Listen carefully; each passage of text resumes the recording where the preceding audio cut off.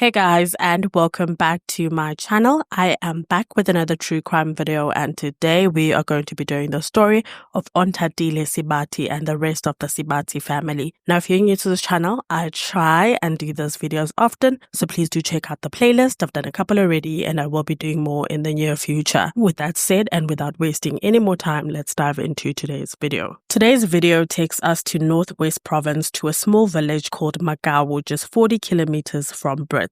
Onthathile Tracy Sebati was born in the year 2001 to mother Matshepo Reservation Sebati and father Constable Lucky Solomon Sebati. Matshepo and Solomon had 3 children altogether, the firstborn being Tsegofatso, who was 22 years old at the time, the secondborn, Onthathile, who was 15 years old at the time, and the lastborn and the baby of the family was 6-year-old Quentin. The family was an ordinary Christian family. Lucky Solomon, the father, was a police constable at Helbrun police station that was 11 kilometers from his village of Magawu. But that's not all. He was also a serial entrepreneur and he owned a funeral parlor in the village where he employed more than 10 people. He was also a pastor at the 12th Apostle Church, and on top of everything else, they sold airtime and electricity at their home. So as you can see, he's someone who went out of his way to make sure that he provided for his family and they needed for nothing. On the other hand, Me Matshepo, the mother, was a nurse at an old age home and was loved dearly not just by her colleagues but by the elderly patients that she looked after. The oldest daughter, Tsegofatso, who was 22 years old, was already done with school and was still living at home. At the time, she was 8 months pregnant. And then there was Onthathile, who was 15 years old and went to Tsogo High School in Magawu. And last but definitely not least was baby Quentin, who was 6 years old and was going to be starting grade 1 the following year. As you can see, the family was literally the family next door, loving, Christian, hardworking, and thriving in most aspects of their lives. However, this is not how Onthathile felt about her family. Onthathile had just turned 15 in 2016 and was just not happy about how things were going at home. She felt like her parents and mostly her mother was too strict. In her own words, she said, she felt like her movements were being restricted. She was constantly being told what to do and when to do it. Now keep in mind, Onthathile was only 15 years old, and this is because her mother required her to come back from school, prepare her uniform for the next day, do her homework, and at some times she would be required to help either her older sister or her mother prepare for dinner. And about her moves being restricted, of course her moves were being restricted. She was 15 years old and wasn't allowed to be out the house past a certain time, and that was just it. But Onthathile viewed this as a complete violation of her freedom. She wanted to come and go as she pleased, and it just didn't help that she had started hanging around a bad crowd, and as a result of this, she started using substances. When the school year ended in December of 2016, Onthathile was sick and tired of her family environment. The festive season had just started and she did not want to be confined or restricted by her family from going where she wanted to go. And this is when she started playing around with the idea of completely taking her family out of the picture. The first idea she came up with was to poison her whole entire family. She thought surely this would be simple. They all ate the same thing. All she had to do was just get some pills, put them into the pot of food that they would be eating on that specific day, and all she had to do was to just avoid eating and the rest of the family would eat and subsequently pass away. So on the next day, as the mother was cooking dinner for the family, when the mother left the kitchen for a bit, she went in and put a bunch of sleeping pills into the pot, stirred it up and left it to simmer, and the plan was in action. Unfortunately for her, when the mother returned back to finish off her cooking, as she was mixing in her final ingredients and stirring the pot, she noticed a foul smell that came from the food. As she tried to taste the food, she noticed that it tasted bitter. Thinking that the food is off, she chucked it away and started preparing something else for the family to eat for dinner. To say Onthathile was disappointed and annoyed is an understatement. She was forced to go back to the drawing board, and this time she needed to make sure that her plan was solid. So this is when she decided to reach out to 2 of her friends from the village to assist. Her 2 friends were Kagiso Mugona and Dumelo Mugona. They were cousins, and unfortunately, I do apologize, these are the only 2 pictures I could find of them online. At the time, they were 3 years older than Onthathile at 18 years old. Onthathile told the cousins that she was tired of her parents. They annoyed her, they wanted to control her life, and as a result, she just wanted to end it all for them. She wanted to take them out of the picture. She then went on to tell them that she's going to need their help to do this. She told them that once their family had had all passed away, the entire estate of the family would belong to her, and therefore she would at least pay them 100,000 rands when it pays out. After thinking about it, just for a little, the boys said, okay, they're all in, and asked Onthathile how she planned to do this. She then told them that, you know what, we need to meet up in person, because at the time they were chatting about this on social media. When the three met up, the plan was simple. Onthathile had to find out on what day the whole entire family would be home in the evening, including the mom, who's a nurse, and the father, who's a police officer, because occasionally the two could work night. So they needed to make sure that each and every person was at home on that particular evening to make sure that everybody is taken out on the same day. And then, after doing the little research that she needed to do, Tuesday, the 5th of December 2016 would become the official day whereby Onthathile and his two friends would take out her entire family. The plan was they would be using Constable Lucky Solomon's 9mm to take them out. The boys would come over during the day to fetch the 9mm, and then they would return in the evening around 11 p.m. to finish the job. And when the 6th of December 2016 came, during the day, Kagiso and Tumelo came to Onthathile's house and fetched the father's 9mm. Onthathile had taken it from the safe where it was kept and gave it to the boys. This allowed the boys the whole entire day to figure out how to use it so that they didn't make any mistakes when they came later on that evening. After they took it, they left, and Onthathile continued working on her chores, knowing very well this would be the very last day that anyone would tell her what to do and when to do it, and she had been daydreaming about this day for so long. Come the evening of the 6th of December 2016, the family had their dinner and continued with the normal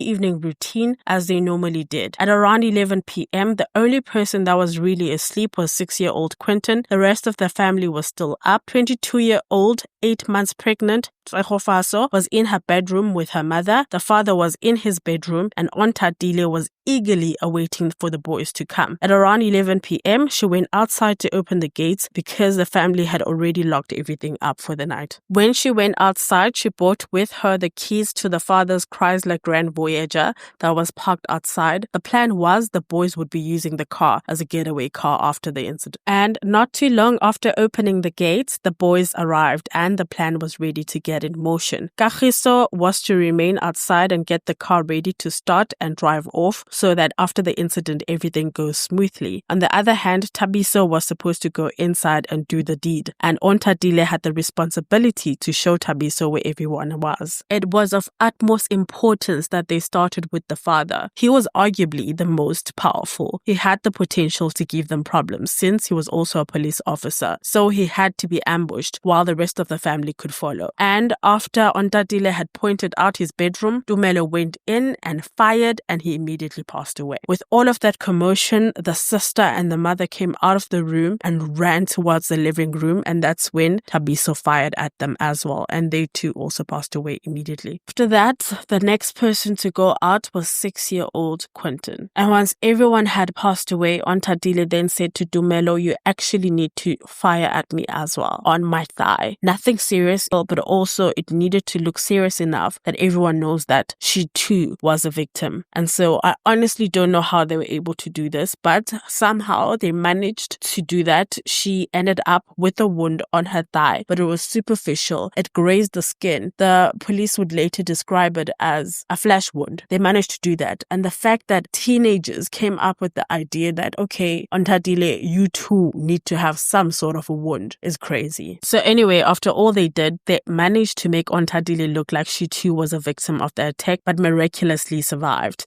And the boys drove off with Constable Lucky's Grand Voyager, and they later left it at Black Rock Station of Macau and went home. Meantime, Onthathile was left to call the police as well as the neighbors, and when everyone arrived, they were utterly shocked with what they saw and equally happy that Onthathile managed to survive. When asked what happened, she then managed to tell them everything. She explained how two men got in, took her father out, took the sister, the mother, and then the younger brother. She was outside when all of this was happening. As she was coming in, they hit her as well, but she pretended as if she had passed away, and that's when they let her go. And then that's when they left. But what surprises me, she managed to explain the order of what was happening inside while she was outside, and the police weren't able to pick this up. But anyway, with all of that, the police felt so sorry and broken for her. And when the extended family and the friends started coming in, everyone felt sorry for her and gave her some sort of comfort to the best of their ability, considering the circumstances. The police had a lot of pressure to make sure that this case was solved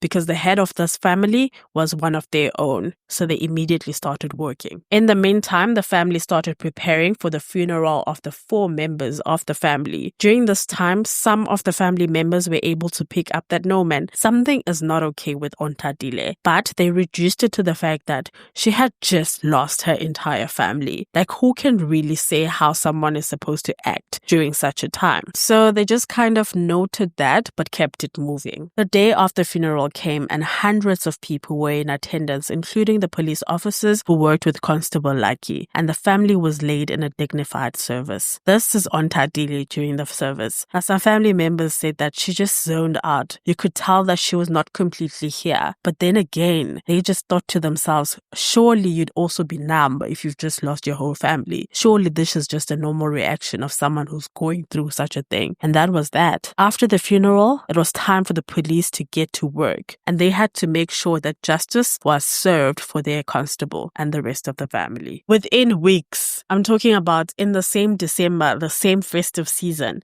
the police had received some leads. Now, it is very important for me to state that the police had actually put a lot of pressure on themselves to solve this case quickly. And I'll tell you why. 1, perhaps it was for the family, and 2, perhaps it was because of the community who were now scared because they did not know if they were next. Perhaps there were people who were targeting families now within their own community and they were scared. And 3, perhaps because Lucky was a police officer, the police were considering the fact that maybe Constable Lucky had worked on a case previously or was currently working on a case that made him a target. So because of all of these reasons, they then wanted to solve the case quickly, and this led to a lot of blunders. With all of that pressure, they arrested 2 men. The first one was Karabo Mukosi, the second 38-year-old Tebogo Tshidi. They coerced these men into a confession to the crime that they did not commit, and once they had confessed, they then arrested them. This is a statement that the police took out 1 month after the family had been buried. I'm not going to read out the whole statement for you. You can pause the video and read through if you want to know the nitty-gritties of the statement. But basically what the statement is saying that the team had worked so hard in investigating this case, they got a breakthrough, and 2 suspects had been arrested on the 13th of January of 2017. What the statement does not say is how there was no forensic evidence that was found that links these 2 men to the case, but nonetheless, the police submitted the coerced confessions to the National Prosecuting Authorities, who then went on to prosecute. But very soon, the whole case came tumbling down. Within months, these men were acquitted. After going through a tedious court process for something they didn't commit, thankfully, the judge who was overseeing this was able to pick up that these men essentially were being framed by the police in order for them to feel some sort of accomplishment, and he acquitted them. When delivering the verdict, the judge called this investigation by the police a blunder after another. There is nothing before me that suggests that you are guilty. No evidence presented to me that I can say get to the witness stand to counter it. And for the reasons given above, you are found not guilty and discharged. In the meantime, while all of this is happening, Onthathile's life was actively moving on. Her paternal aunt, Auntie Poppy Sebati, had taken her in after her entire family had passed away because she believed that she could not possibly stay alone in that house, and Constable Lucky, her brother, would have wanted that. She then took her in, blended her in with her entire family, and treated her like she was her own. And things went back to normal. She went back to school, and she was being taken to therapy and given as much support as possible.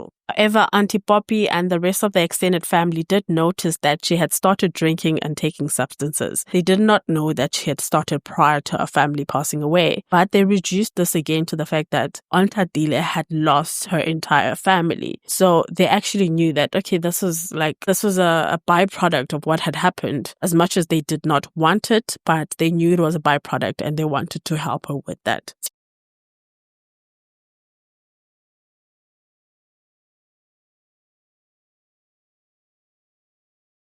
Months later, her family's estate started paying out. Immediately after she got her first payment, she kept to her word and sent 100,000 rands to the boys via EFT. From this point onwards, her life was a party. She had all the finances to fund her habits, and she did just that. Years passed. The case had become a cold case at the police station after the embarrassment of the acquittal of the two men that the police had tried to frame. No one was willing to touch the case. It was just sitting there. 2017 passed, 2018 passed, 2019 passed, and Onthatile's life was just going on. And honestly, for all intents and purposes, Onthathile had gotten away with taking her family's life. She enrolled at Cambridge FET Fire College and furthered her education, but not for 1 second did she ever stop taking substances. Her substance of choice was the crystal one. Now, the side effects of this particular substance is 1, hallucinations, paranoia, delusions, anxiety, psychosis, insomnia, just to name a few.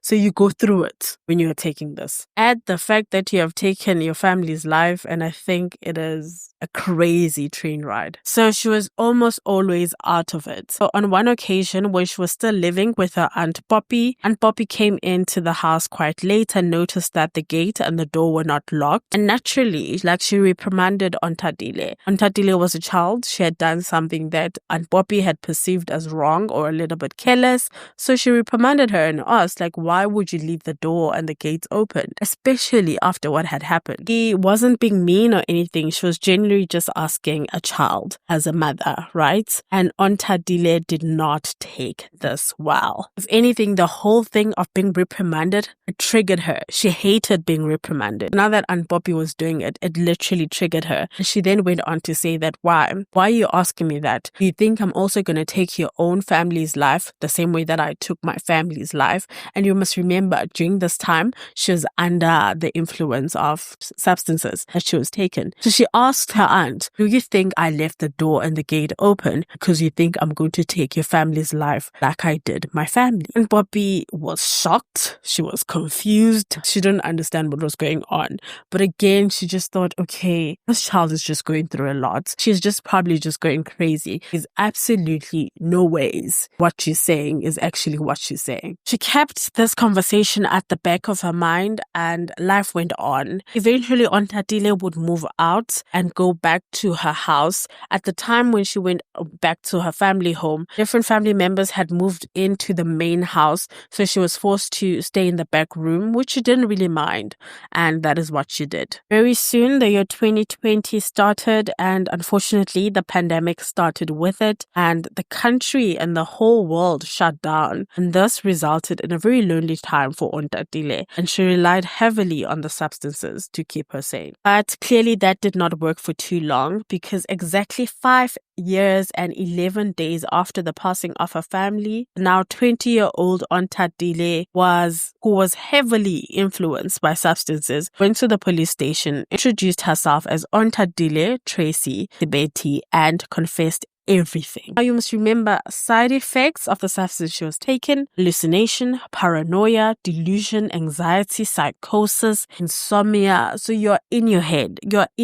heavily, and it can be overwhelming, especially if you're paranoid or having hallucinations. And she told the police everything. She broke down and wrote the statement, and the police were shocked, to say the least. And immediately after hearing the statement, they went out to look for the two boys, Kagiso and Tumelo. And they found them. They told them they were interviewed in different rooms. They were told that Onthathile had confessed. They had no other choice really but to confess as well. They wrote down their statements, and the statements were so similar to that of Onthathile. They were also arrested and started waiting for their trial. Now, after some time, from Onthathile's side, I guess, as she stayed in prison and the substances started wearing off from her body, she then wanted to retract the statement. She said that no, she was not in the right mind when she was confessing. She is taking it back. She didn't do any of the stuff that she had said. She's taking it back. She doesn't want the confession to go to court. She wasn't herself. Boys also retracted their confessions, but unfortunately for them, for all three of them, is that their confessions were actually now being backed up by investigation, because the police had went back to investigate the case. As they were investigating, they were able to prove that one, yes, Onthathile sent 100,000 rands to the boys on the day that she had said during the confession, and two, fingerprints of one of the boys were found on the steering wheel of the Chrysler Grand Voyager that belonged to the father. So a lot of things started merging with their confessions that they were now retracting, and unfortunately it didn't matter whether they retracted the confessions or not. The case was going to trial. This is what the family had to say about Onthathile when she retracted her statement. How do we forgive her? How do I forgive her as my child? While now, from the evidence, she went to the police station and confessed. And now in court, she says no, she was hallucinating. She was in the world of her own, with the case might be. Then my question is, my worry is, if at the end of the day, it can be proven beyond reasonable doubt that she is the person who masterminded all this thing, I'm going to find it very difficult to can forgive her. And in 2024, after a long, tedious trial, on the 22nd of October, Onthathile and the two boys were found guilty and they were sentenced. Onthathile, because she was a minor at the time of all of this happening, she was given a much lenient sentence. She was given 25 years altogether. And then, because she had been in jail since 2021, this included time served. She would ultimately have to serve 21 years, which with parole, she could be out in about half the time, in 10 years.